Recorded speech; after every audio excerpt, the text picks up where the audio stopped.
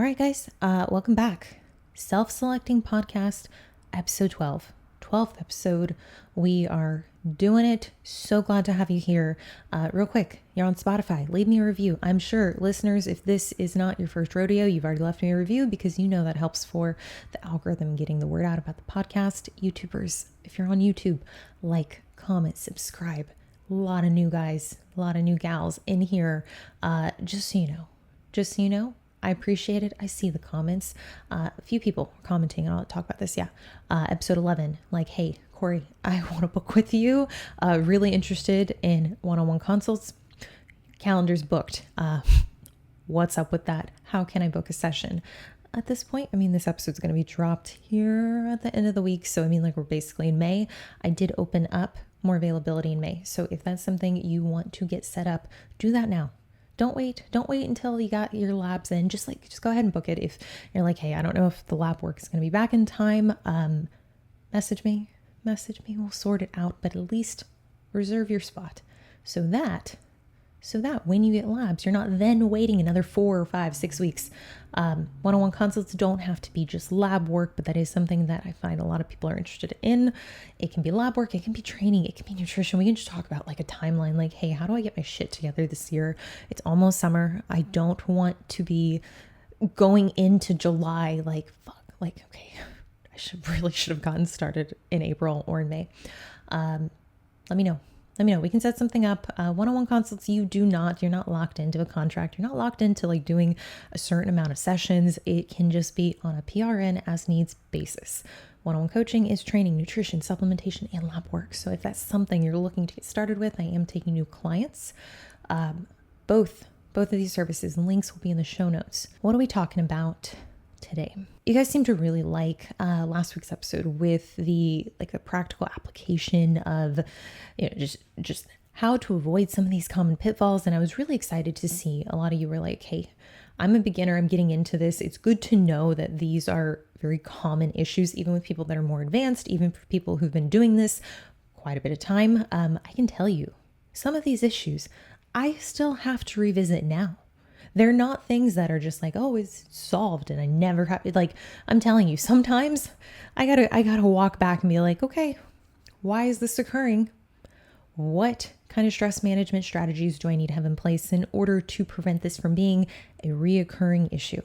Now, what I'll say is that I think for a lot of people, they kind of know, you definitely know when you start your day, you have some idea, some inkling as to how this day is going to go.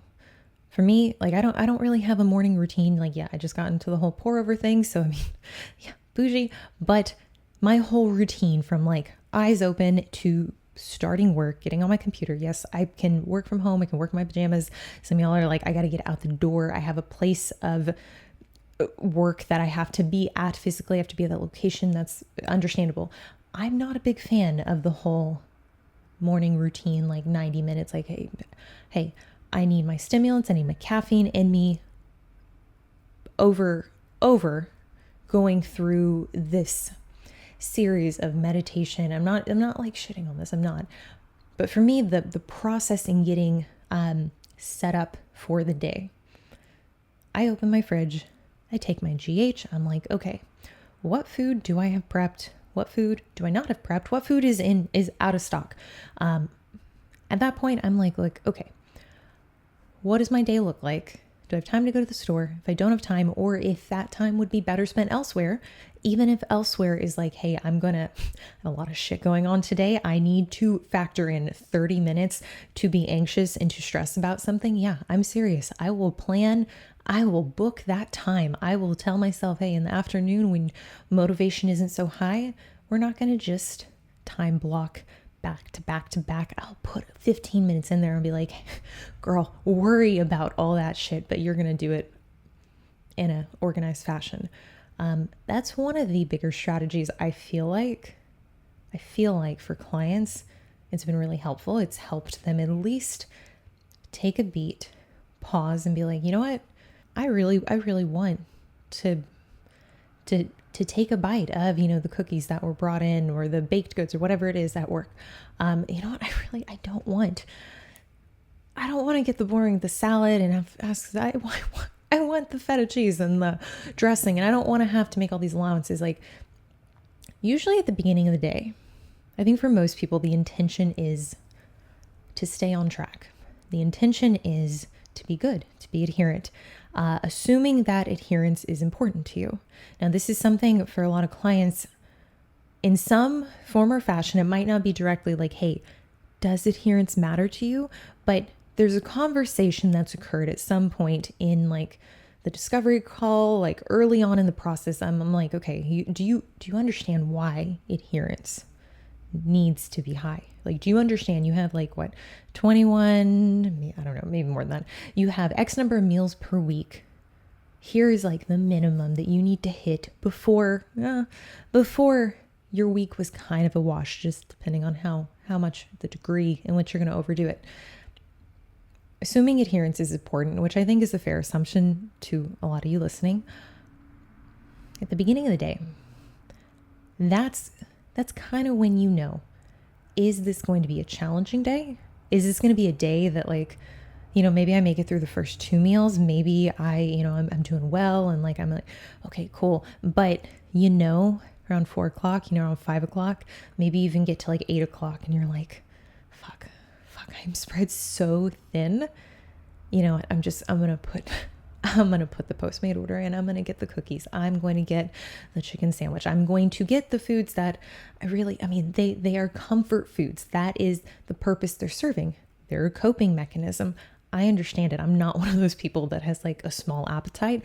I like very highly palatable food, but from a goal standpoint, I hate how this sounds, by the way. I hate, like, it sounds like, again, talking down. I don't mean it that way. I mean it like it's food that's off plan. It's food that like, when you're eating it, before you eat it, when they ask you, what do you like? Hey, what can I get you? You're like making a bad decision, making a decision that wasn't planned that I'm probably going to regret.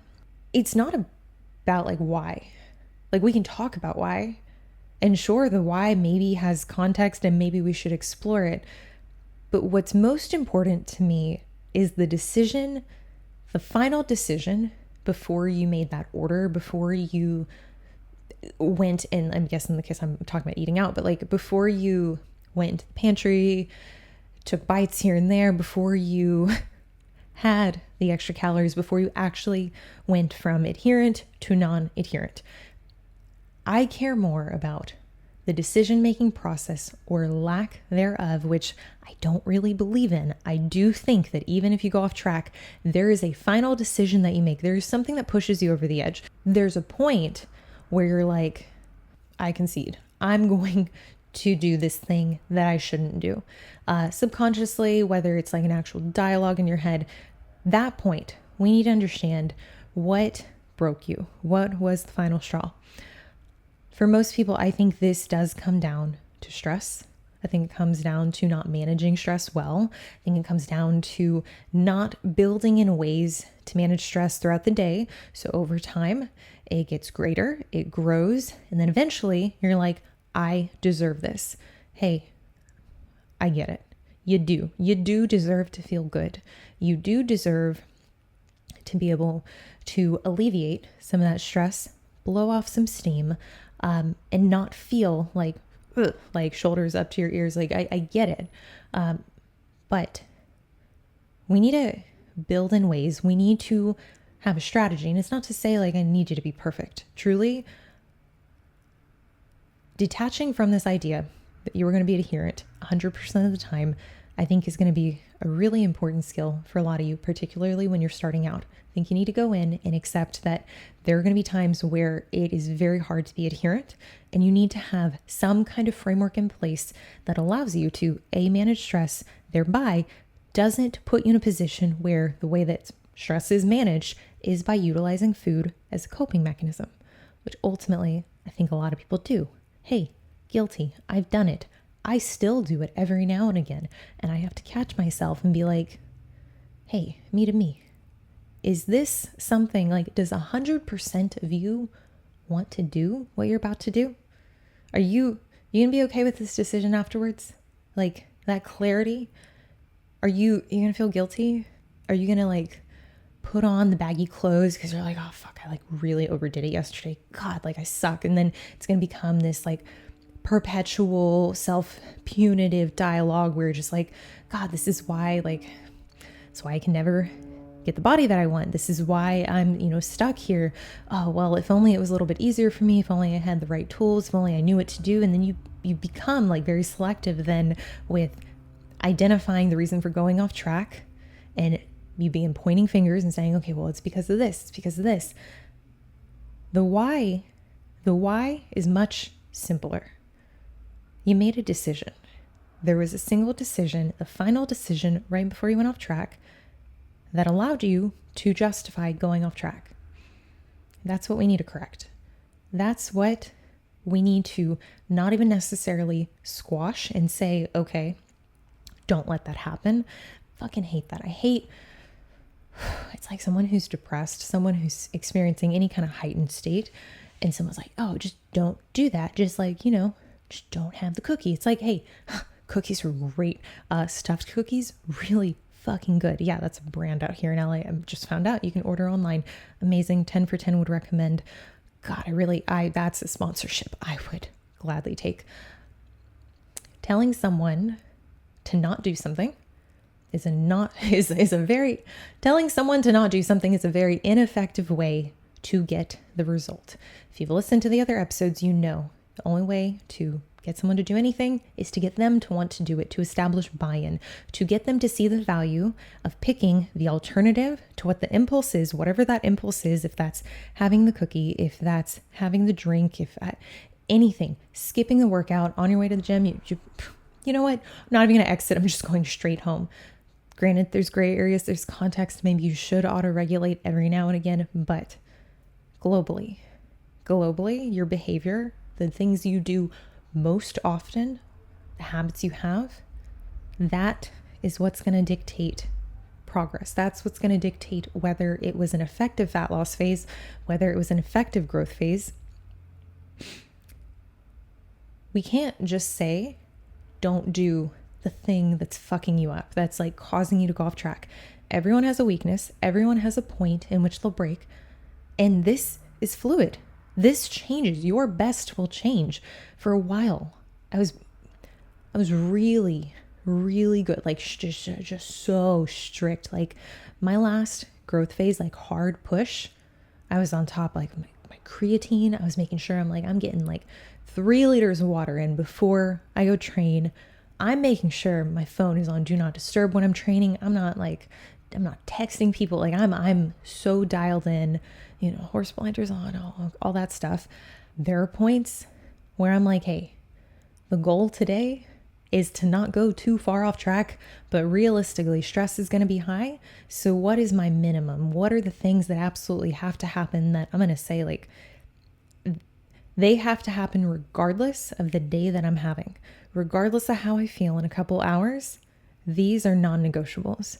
Actively coaching yourself, having that inner dialogue, having that awareness early on in the day when you are rational, when stress in theory should be lower. For the most part, stress should be low early. Like, yeah, I'm not fucking saying, yeah, cortisol will be elevated after you wake up. I know. Generally, you should have a good handle. You should be able to map out what your day is going to look like. You should also have an active plan if stress is higher than anticipated. If you know it's going to be a hard day, build in those times to breathe, build in those times to manage stress. It doesn't have to be 30 minutes. It doesn't have to be going and splurging on anything. It doesn't have to be finding like another way to numb that feeling. Really, the problem is the desire to numb that feeling, to not just feel it. That's where these coping mechanisms tend to bite you in the ass, because then it's perpetuated. It's okay, I'm going to order the food. I'm going to have an extra drink, or I'm going to agree to going out to dinner later tonight because it's been such a hard day. It's like that point where you make that decision.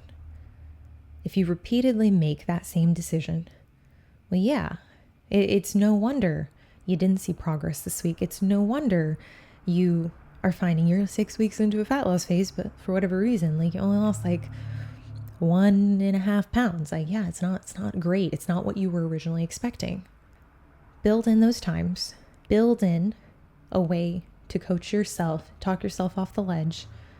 And it's not even a matter of like, I said this already, sorry. It's not even a matter of like, hey, don't do that behavior. It's not what I'm saying. I'm not saying just bully yourself into adherence. You acknowledge, you feel the feeling to want to go off track. That's your first step. You acknowledge like, hey, it doesn't mean that I'm not good, like as a person, or I don't have high value or whatever. I don't want my goals. Own that like, hey, yeah, I want to eat off track. You don't need to problem solve. You don't need to necessarily be like, how do I prevent myself from feeling this? I think, in all honesty, you should anticipate this is the point you get to when you're under this degree of stress. Maybe the first part of that is managing that stress. Maybe the second part is asking yourself honestly, hey, well, will I feel better about making this decision? Whatever that decision is, will this make me feel better after the behavior, after the thing, the going off track? Or will I feel worse? Like, I think we all know the answer. Like, very rarely is that coping mechanism, because I mean, that's really what it is. It's a way to avoid feeling whatever it is you're feeling. It's a way to get out of that feeling. We got to find a way to replace whatever that coping mechanism is. So, okay, for people in like already bought in, like, yeah, like non-beginners, let me just say that. And maybe some beginners too. Maybe hey, go to the gym, you'll feel better. You always feel better after a lift. Maybe that's not convincing enough. Maybe look a little bit further down the road. Hey, you know what? This is like the dialogue I have with myself. I'm like, you don't have to go and enjoy the workout. You don't even have to be happy. Like, I'm not even going to commit myself to being like, yeah, that was a good decision. You do have to go do it because this is something that matters to you. And you have a high degree of integrity when it comes to seeing out things that you said you were going to do. And I know that makes you feel good. I know that does. Particularly if you're lacking confidence, if you're lacking self-belief, if you're lacking the ability to follow through with, or maybe you've never followed through. Maybe it's really hard for you to follow through with doing the things that you said you were going to do on it relative to dieting, relative to training. In that case, this is your opportunity to provide that evidence for yourself that, hey, I do uphold these values. I do uphold this standard. When you're actually in that heightened state, you might not be able to have that dialogue. So don't force yourself. Don't force yourself to problem solve, but give yourself the ability to pause. Try to delay whatever that behavior is that you're inclined to want to do, which is like, it is just an impulse. It is human nature to want to avoid that hard feeling. And that hard feeling might be like, hey, this diet, it's pretty manageable. But in this moment, it's not so manageable. I want to go off track. You know, I've talked a lot about like non-adherence, intentional, unintentional, but really this comes down to taking responsibility for that final decision. When you do go off track, is it something that you did consciously? Because if you put yourself in the environment to fail, if you drove yourself to the dinner, you knew like, hey, when I go out with this person, I always cave. Like, they always talk me into eating more than I want to eat. Or I know I tell them like, no, I'm just going to get the salad. I'm going to do my own thing, but we can still go out. But you kind of know, you're like, okay, they're going to overorder. They're going to be making comments the entire time. They're going to be constantly telling me like, oh, you already look great. You look so thin. Like, they're going to be enabling or pushing me into a position that frankly I become very weak in. How do we create an environment where it's easier to do the things that you need to do, that frankly you want to do, and that make it very hard for you to do the things that you don't want to do? So for me, this is very simple. At the beginning of the day, I look at what I have on hand. I look at my resources. I'm like, okay, if I don't plan now, it's a very quick process. Open the fridge, take my GH, looking at what I have, don't have food prepped. Okay. If I want to go through the day and then have to deal with this problem that I've identified is present. It is present at 7 a.m. It's present at 6 a.m. It's present first thing in the morning. I can't guarantee I'm going to have the same faculty or I'm going to have the same degree of motivation at 6 p.m., at 8 p.m. if I get home late. So what I'm going to do, I'm going to plan it ahead. I'm going to, okay, here is an opportunity to make a decision. And if I make the right decision, the right decision being having a game plan, that is the right decision. If it doesn't pan out, I understand. Like, hey, but you build equity by deciding in that moment, I'm not going to put off this decision. I'm going to decide now that I do want to be on track. And throughout your day, you have points, these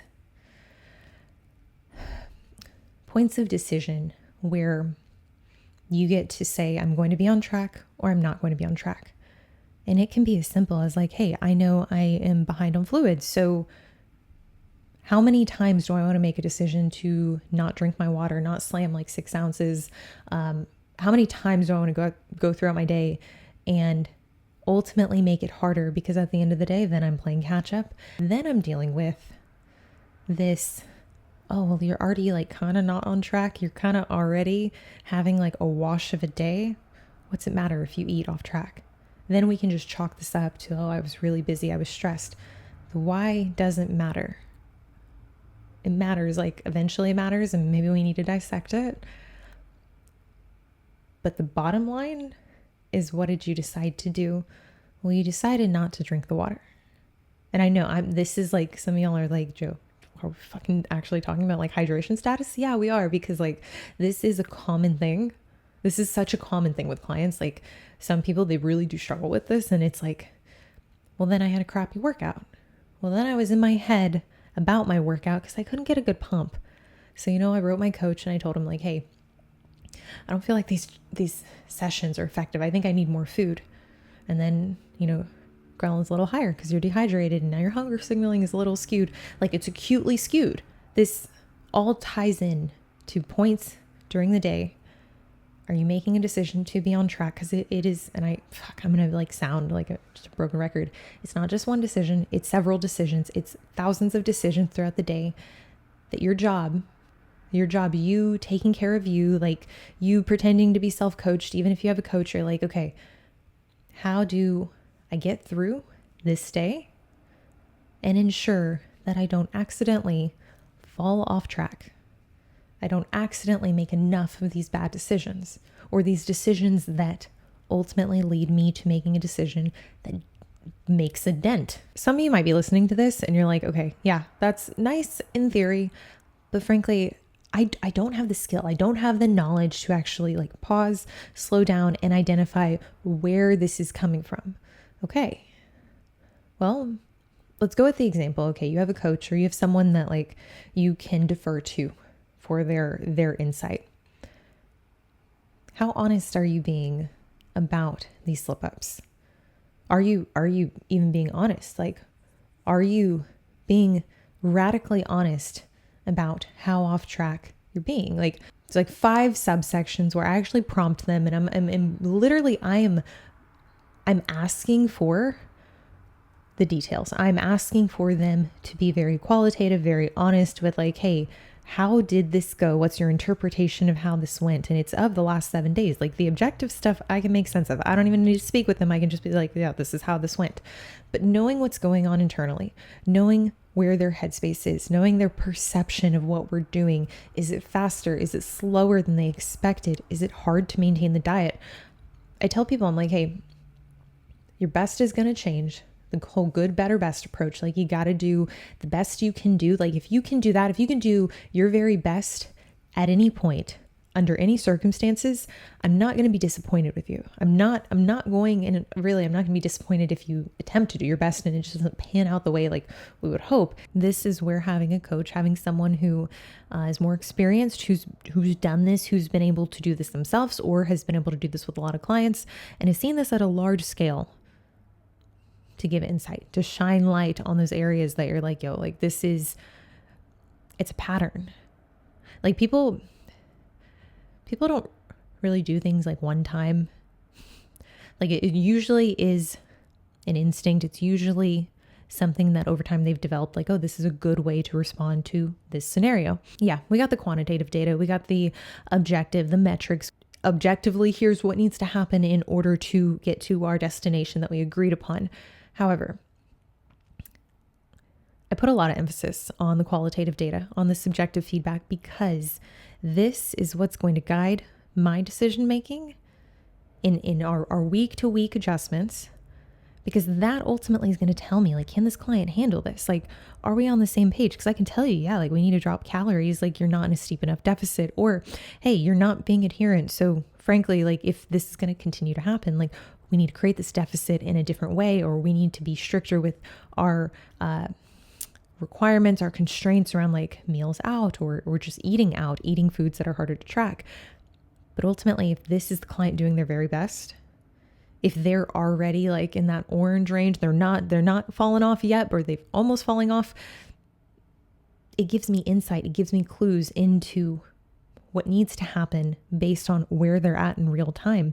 So in this athlete feedback section, there's like 5 subsections. It's like body comp. Okay. So like, what are the things that you notice about your physique when you're getting leaner? What are the things that outside of check-in pictures, like you can objectively be like, hey, whenever I get out of the shower, like I see this like new line, or, when I'm in the gym, like I can tell that like my arms are getting tighter. Like I see more muscle being built. Great. Okay. I want to hear that from you. Like you've lived in your body your entire life. So you have some kind of guide, some way to gauge whether you are getting leaner or you're not getting leaner.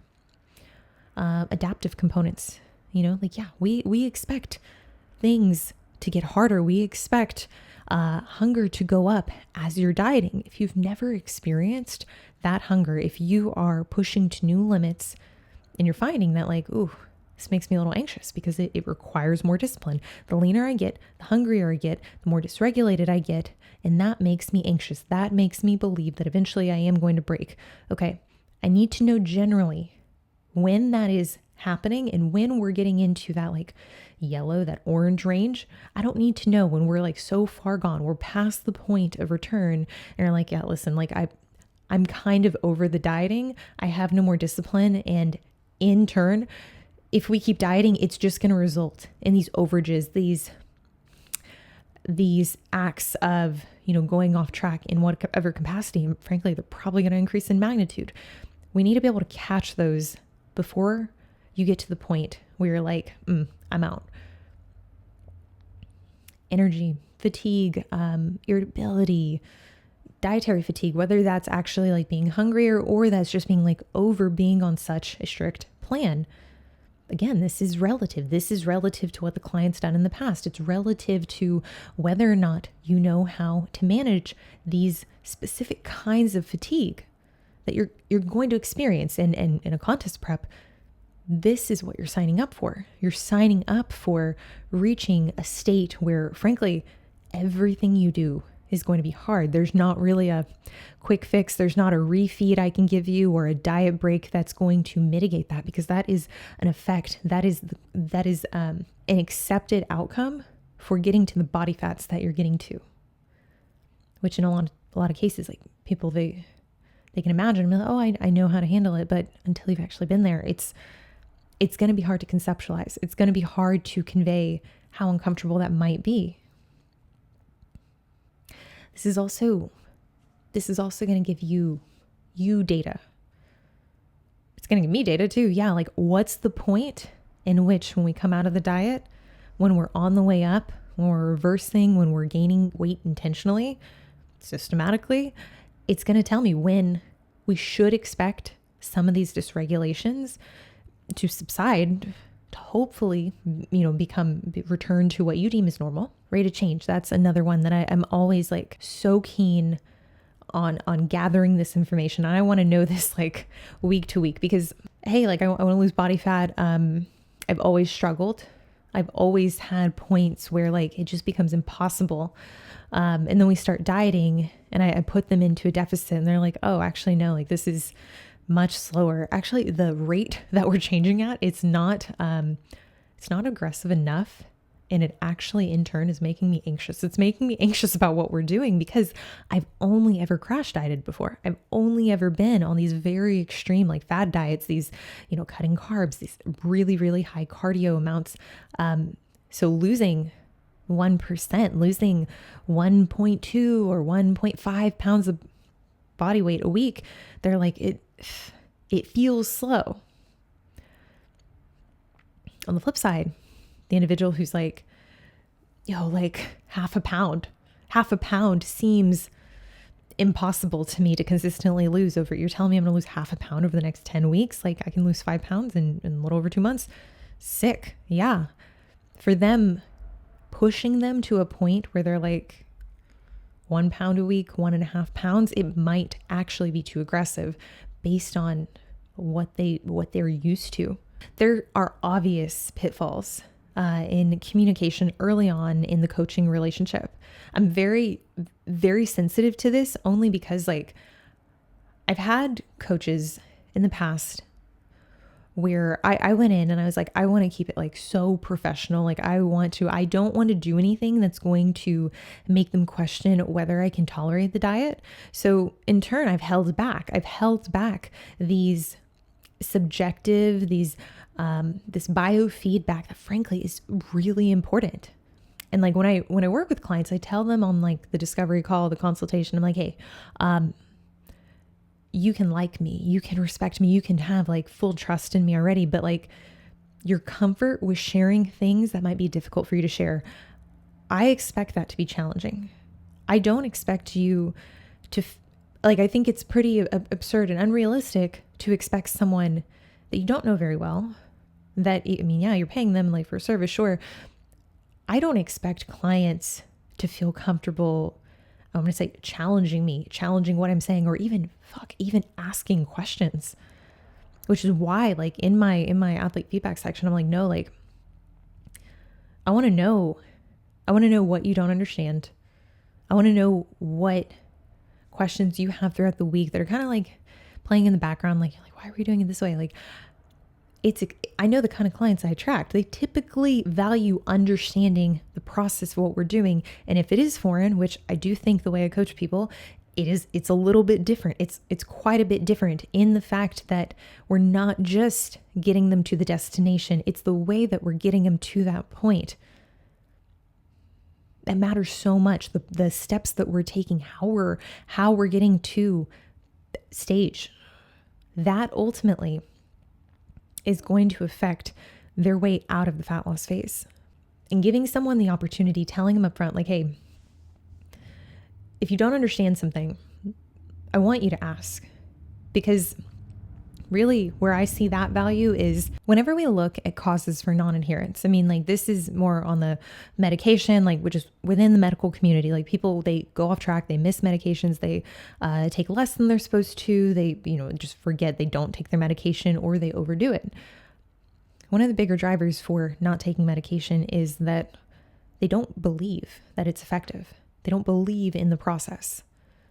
And that's where I think like you got to establish buy-in, yes. And like hiring me, yes, buy-in, you already are invested in some way, but it's not good enough for me. Like I really want to know that you yourself, if for whatever reason we weren't working together, I just stopped coaching, you would still want to take a similar approach. You would have that much faith in the program that, hey, maybe you're like, we get you to the results that you want. You stop working with me because you feel like, hey, I'm very confident that I can do this on my own. I want certainty that you believe in the method that we're taking, that you understand it, at least to the extent of like, yeah, it tracks. There's a reason why we're losing at this percentage per week. There's a reason that we're taking these intentional times away from dieting. There's a reason that we're setting a target to be ready for stage 2 weeks out because, insert, okay? I find that the clients that typically are non-adherent in this setting with dietary changes, it usually comes down to them not having that belief. And maybe like anxiety, frustration, sadness, like globally in all aspects of life, can usually be linked to ignorance, like a lack of knowledge. And it's not to say like, hey, you need to drill your coach and be like, hey, educate me on, tell me everything that you know. That's not really what a coach is used for. It's not really the purpose of a coach. But closing some of those loops, closing the gaps of knowledge that frankly you may have never been exposed to. You may be like, I don't know why we're keeping carbs high. I don't know why protein isn't 1.5 times my body weight. I don't know why you were saying I need to do X amount of steps and that is separate from cardio, and this specific cardio modality needs to be done and your heart rate needs to be between this range, and no, you can't do Stairmaster to fill in little gaps. Like, there's a very intentional way that I go about coaching because I value an effective method.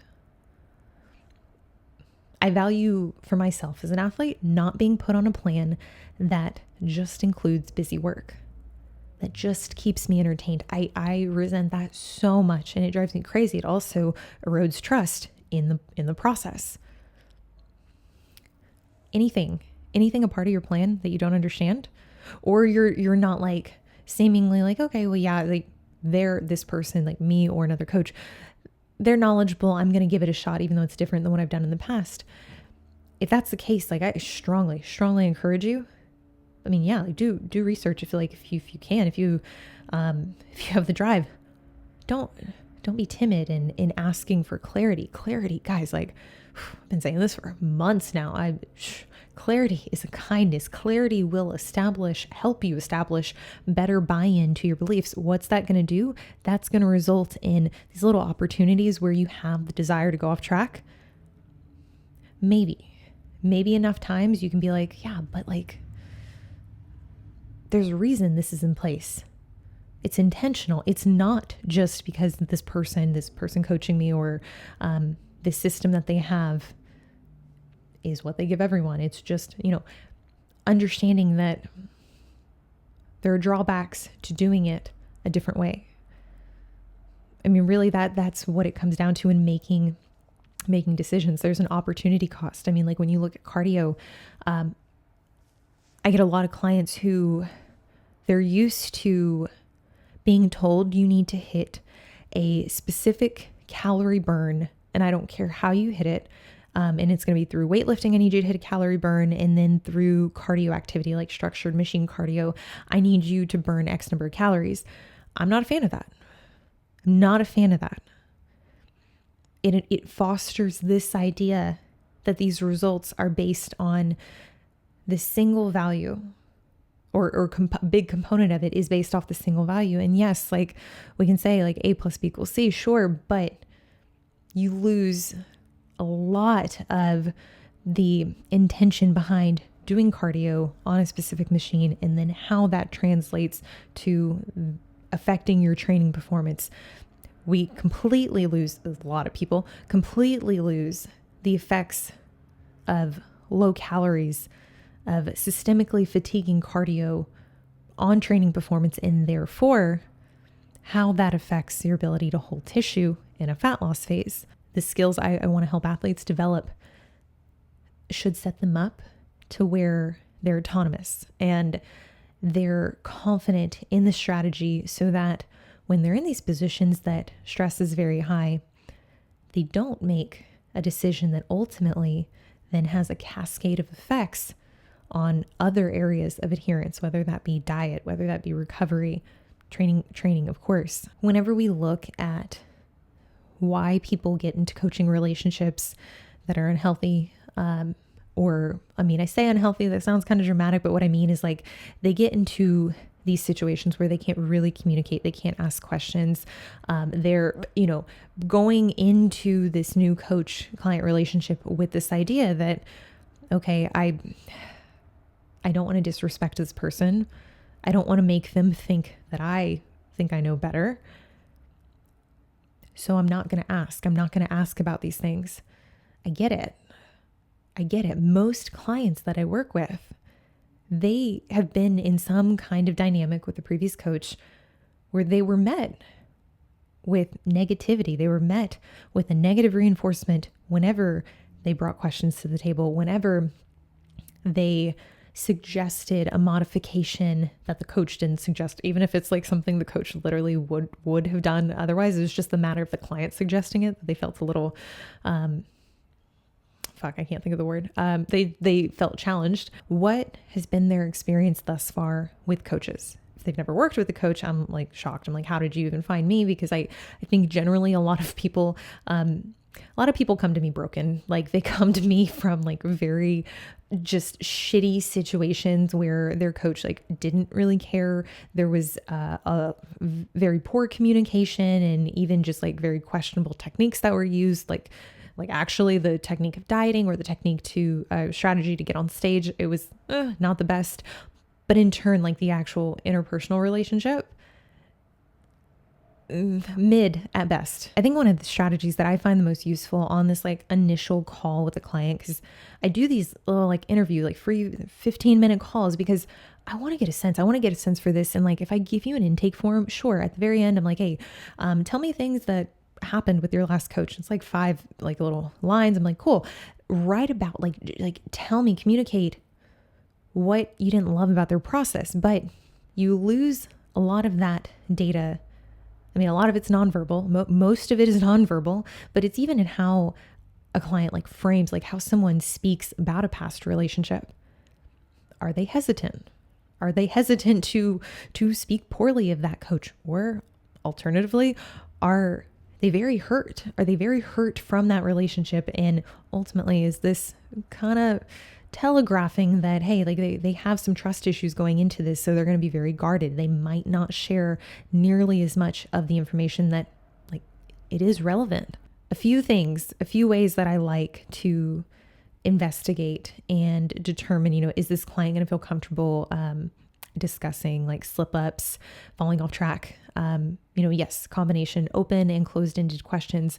I want to know, like, what was your coach's response whenever you asked to make things, let's say, seemingly easier? Whenever you asked for a caloric increase, whenever you talked about like, hey, like, I'm just curious, like, when are we going to introduce free meals, or is that something you do? What kind of parameters do you have around this? I want to know specific instances that will tell me essentially, like, were they met with empathy?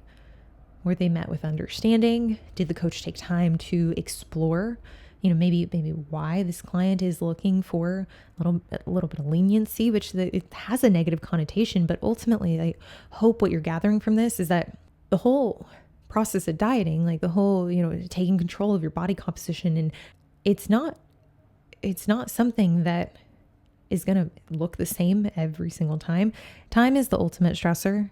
These slip-ups, these desires to have a little more flexibility to reduce the rigidity of the program, this is expected. This isn't an indication of a lack of discipline. I mean, there are times where you're going to have to buckle down. You're going to have to lock it in. And if your goals require more rigidity, that it's what you're signing up for. So, I mean, being able to help a client calibrate those expectations based on what they're willing or quite literally able to put forth in terms of effort, that should happen, and it should be an ongoing process. It should be something that as a coach, you're working with them to establish, okay, this is what you say you want. Now, in order to do this, I can break this down for you objectively. You want to lose 10 pounds over X number of weeks. Okay, that means on a daily basis, we need to create a deficit that is reflective of this many calories, this exact amount of calories underneath your maintenance, below your maintenance.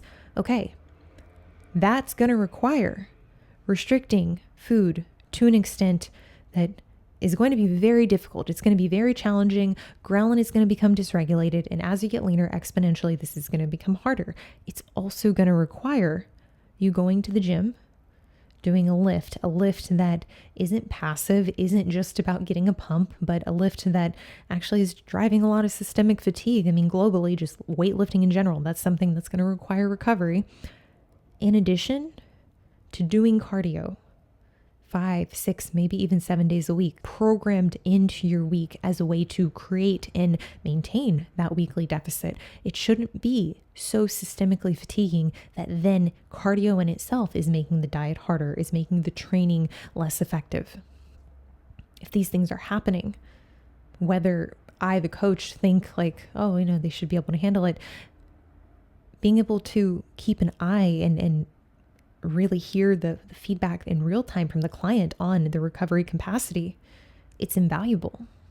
And it's something that I found with my own athletics, with bodybuilding. I'm like, my ability to manage fatigue is going to directly correlate with the outcomes, with my ability to sustain this deficit. It's not one of those things like when I did my prep in 2021, like I got the option. I was just given, like, do you want less food or do you want more cardio?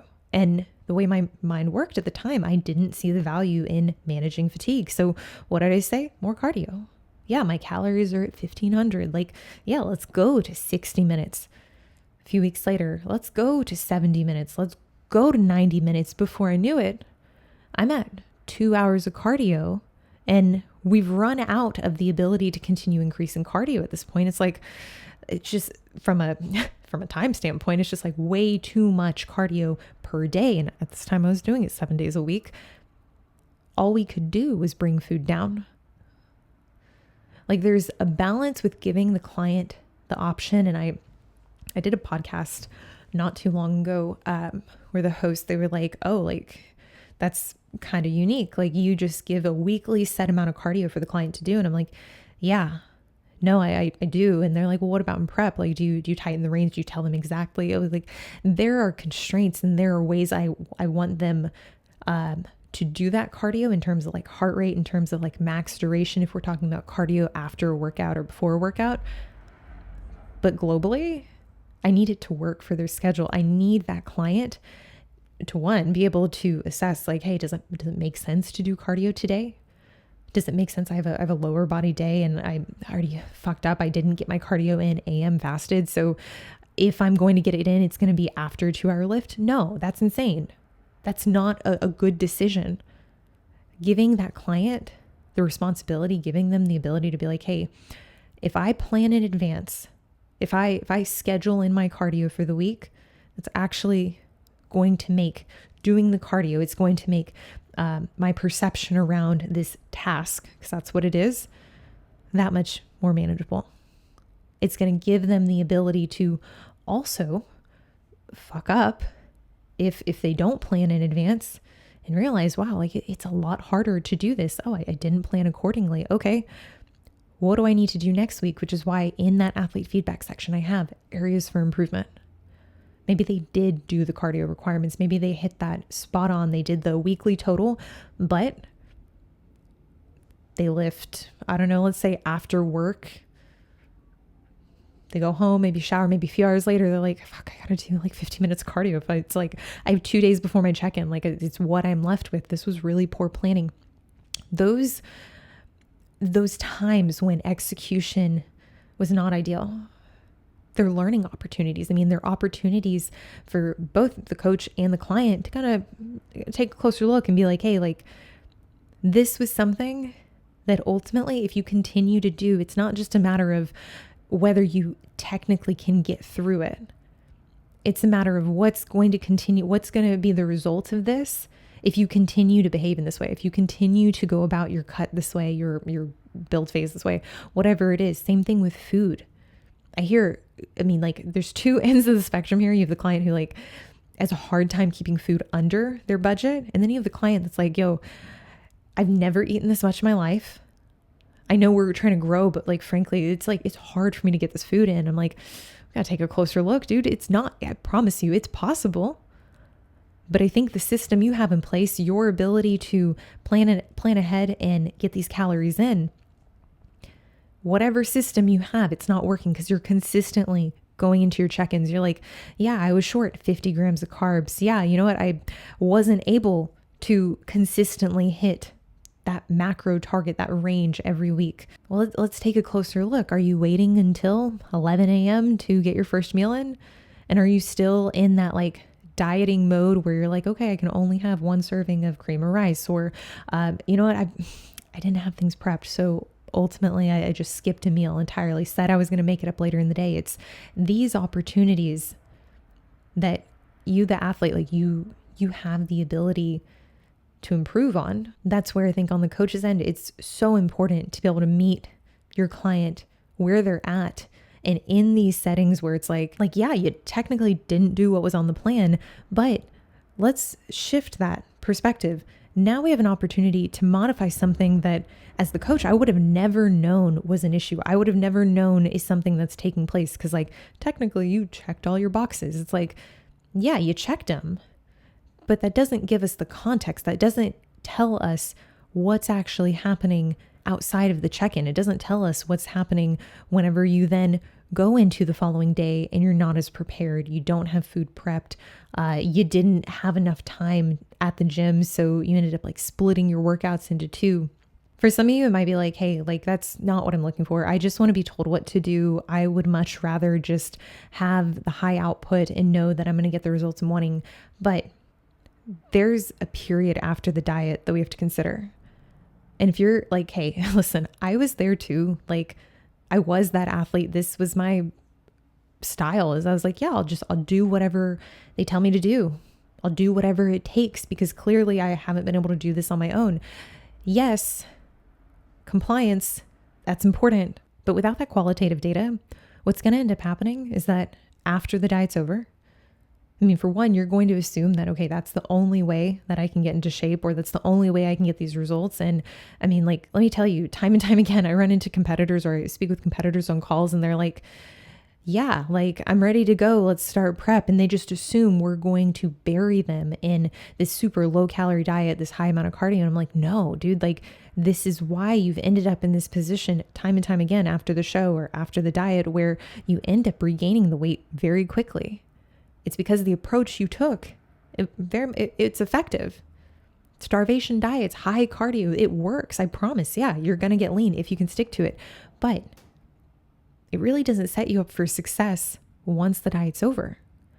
And ultimately, if you're just yo-yoing back and forth, I mean, like you're wasting time in the off season. You're not able to take advantage of being at higher calories because you're probably gaining a higher degree of fat to muscle.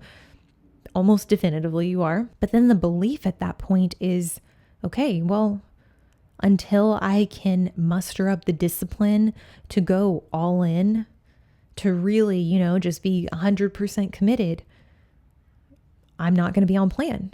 So then you have these gaps within your season, whether you're actually a competitor or not. I kind of use these terms loosely, but you have these gaps where you're on track, you're off track, you're on track, you're off track. But the more that we can close the gap between that out of diet phase and how effective those phases are as a whole, as much as I want to say like, yeah, like live your life, enjoy, don't worry about the next season. It's like really our goal should be to make those periods that are outside of a competition prep, outside of a fat loss phase.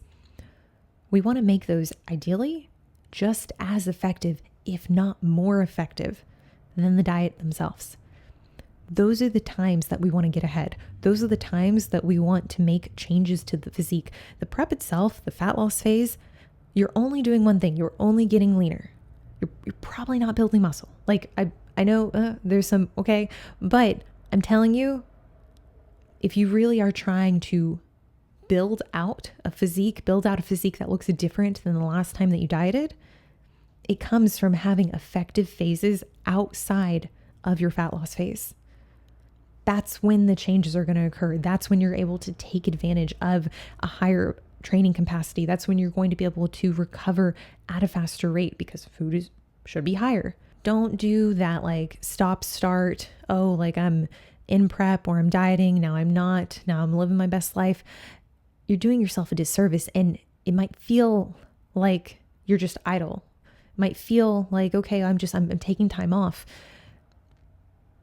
If you're serious about making actual changes to your physique, that is the time that you need to be just as dialed in. It's going to be hard in a completely different way. And the more you develop that skill, the easier that's going to become. But I think one of the major issues is a lot of people, they go into that season thinking, okay, I'm just pushing pause on my physique goals. I'm pushing pause on the regimen, and I'm just kind of drifting. I'm just kind of going with whatever I feel like. Like for me, the biggest changes that I've seen, they have not come through a prep. The prep itself, yeah, you know what? I've gotten leaner, and that's exciting. It's an immediate gratification because you can see that progress every single week. Really where those changes come from though, it's the time spent in between diets. It's the time spent in between preps. And for most people, the answer is not going to be, oh, you just need an anabolic. You just need more PEDs. It's like, no, you need to collectively audit what you're doing and figure out the areas that, frankly, you're kind of sleeping on. You're not taking advantage of. It's not this whole no stones left unturned thing. It's, are you doing the basics consistently and consistent enough when you're out of that high stakes setting? When there isn't a deadline in place for you to get on stage or whatever it is, go on vacation, or just like, hey, I'm losing fat for the next 12 weeks to get to this body weight. Outside of that setting, what does that look like? And if you don't have an answer, which I know a lot of people are going to be like, I don't think I've ever been intentional in that phase. Most people haven't. That's what we need to take a look at. That's where the magic is going to happen. And the better you're able to execute that phase, I can tell you, if you're at the point where you're like, hey, I'm going to use drugs, I'm going to put something in place, that's only going to augment the use of that drug. It's only going to get you faster results. So why aren't we doing that? I hope this was helpful. As always, let me know what you think in the comments below. Thank you so much for listening. As always, I will see you in the next one.